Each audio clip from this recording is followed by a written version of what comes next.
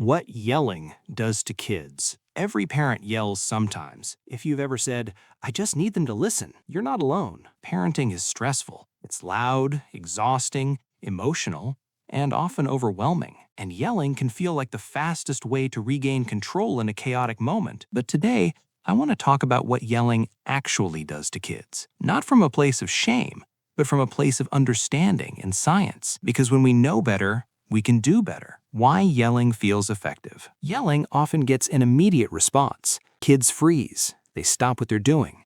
The room gets quiet. But that reaction isn't learning.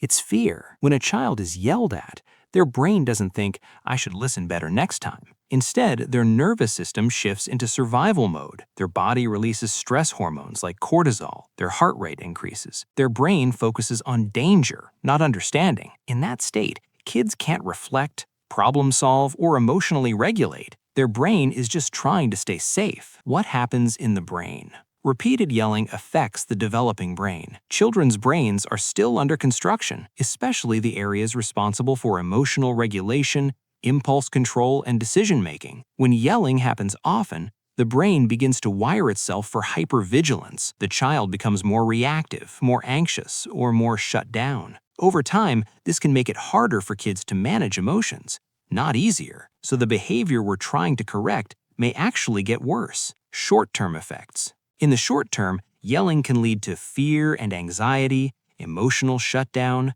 avoidance or lying to stay out of trouble, difficulty understanding what they did wrong. Kids might appear obedient, but they're not learning self-control, they're learning how to avoid conflict. Long-term effects. Research has linked frequent yelling and harsh verbal discipline to increased anxiety and depression, lower self-esteem, increased behavioral problems, difficulty trusting adults. Some studies show that verbal aggression can impact mental health in ways similar to physical punishment. And this doesn't mean yelling once ruins a child. It means patterns matter. The relationship impact. One of the biggest effects of yelling is what it does to the parent-child relationship. Children need to see their parents as a source of safety. When yelling becomes frequent, kids stop coming to their parents when they're scared, confused, or struggling because they don't feel emotionally safe. Instead of thinking, my parent will help me, they think, I don't want to get in trouble. Connection gets replaced with distance. The cycle of yelling. Here's where it gets tricky. Yelling often increases behavior problems, not because kids are bad, but because fear dysregulates them. Dysregulated kids act out more. More acting out leads to more yelling, and the cycle continues. It's exhausting for parents and confusing for kids. This is not about being perfect. Let's be clear, this is not about never raising your voice. All parents lose their cool sometimes. Repair matters more than perfection. What truly shapes children is what happens after the moment. Do we apologize? Do we reconnect? Do we model emotional regulation? Those moments teach kids how to handle conflict far more than yelling ever could. What helps instead? Research shows kids learn best through calm, firm boundaries, clear expectations, emotional validation, consistency, and repair after conflict. This doesn't mean permissive parenting. It means guiding instead of frightening, teaching instead of threatening.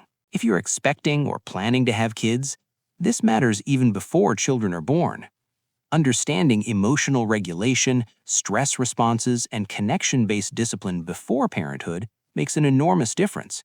Not because you'll never yell, but because you'll know how to pause, repair, and reconnect when you do.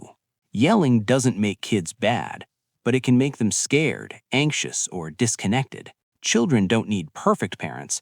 They need regulated ones. They need safe ones. They need parents who are willing to learn and grow alongside them. And if you're here watching this, you're already doing that work. What do you think? Have you ever found yourself yelling out of frustration, and how did it affect your child? I'd love to hear your experiences. Share your thoughts in the comments below. And if you found this video helpful, make sure to like and subscribe for more parenting tips backed by science.